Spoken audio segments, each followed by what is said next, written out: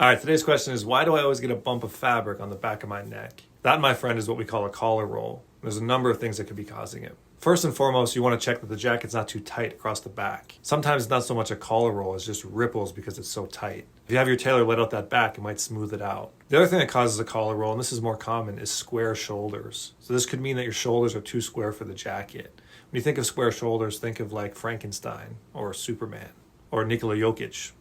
When you have very square shoulders like that and the jacket's cut for a slope, the geometry of the pattern makes a little roll at the collar. Another thing that can cause a collar roll is your posture or the height of your neck. So if you stand very straight or have a short neck or have big traps, there's not enough room for the collar to sit on your neck. So what's the fix, right? Can my tailor adjust this? In many cases he can, but there is limitations. Basically, the tailor has to take the collar off, trim the back neck hole of the jacket to remove that fabric, and then put the collar back on.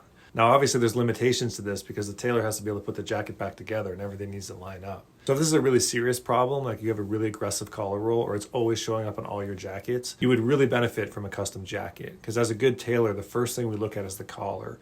We don't want it to gap at all, we want it to hug the neck, but most importantly, we don't want it to roll in the back like this. Having a smooth fit where the fabric sits nice and flat is key to making a jacket look good and feel good and last.